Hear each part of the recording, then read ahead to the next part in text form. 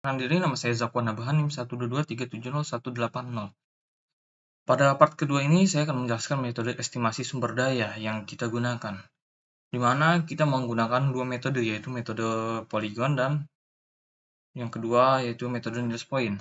Metode Polygon, di mana poly artinya banyak dan gonos sama dengan sudut, adalah serangkaian garis lurus yang menghubungkan titik-titik di permukaan bumi. Metode Polygon adalah salah satu cara penentuan posisi horizontal banyak titik.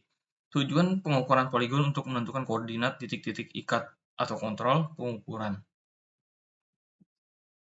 Metode poligon adalah salah satu teknik yang umum digunakan dalam estimasi sumber daya mineral, terutama dalam konteks pertambangan.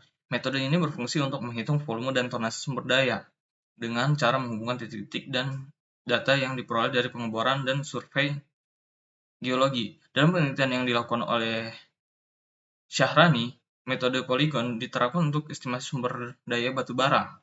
Salah satunya di PT Bukit Asam, TBK, di mana hasil estimasi menunjukkan bahwa metode ini dapat memberikan informasi yang akurat mengenai tonase batu bara dalam kategori sumber daya terukur, tertunjuk, dan terekam. Metode Polygon memiliki beberapa keunggulan, termasuk visualisasi data yang mudah dipahami dan kemampuan untuk memberikan estimasi yang cukup akurat, terutama untuk sumber daya dengan distribusi yang relatif homogen.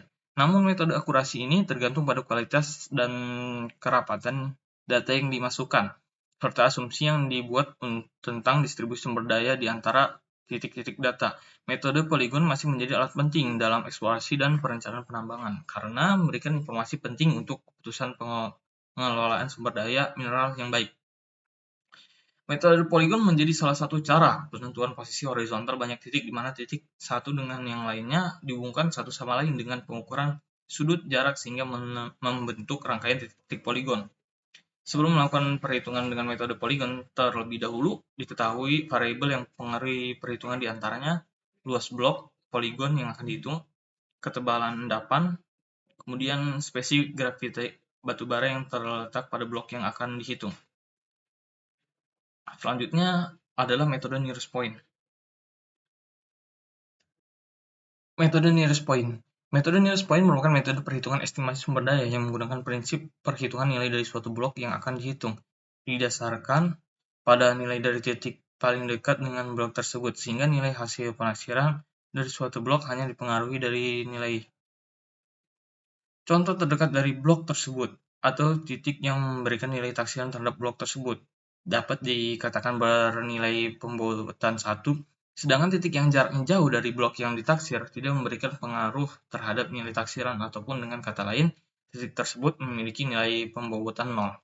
Metode nearest point merupakan teknik yang umum digunakan dalam analisis spasial, khususnya dalam konteks estimasi sumber daya alam dan perencanaan wilayah.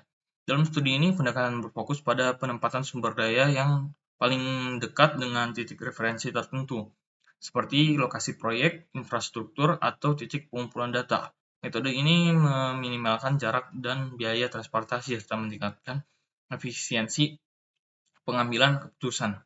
Selain itu, terdapat beberapa variasi metode nearest point dalam literatur, termasuk penggunaan berbagai algoritma penghitungan jarak, seperti jarak Euklidean dan jarak Manhattan. Hal ini memungkinkan peneliti untuk memilih metode yang paling sesuai dengan karakteristik data yang tersedia.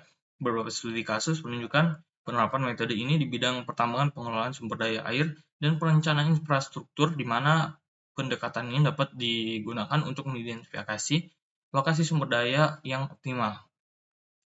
Meskipun metode nearest point ini memberikan analisis yang mudah dan cepat, beberapa kritikus mengatakan pendekatan ini cenderung mengabaikan faktor lingkungan dan sosial yang dapat mempengaruhi pengambilan keputusan. Oleh karena itu, beberapa peneliti telah mengintegrasikan metode ini dengan teknik analisis lainnya. Analisis multi kriteria atau pemulihan spasial yang lebih kompleks disarankan untuk pengambilan keputusan yang lebih komprehensif dan berkelanjutan. Mungkin itu saja yang bisa saya sampaikan pada part kedua ini. Kurang lebihnya mohon maaf. Terima kasih.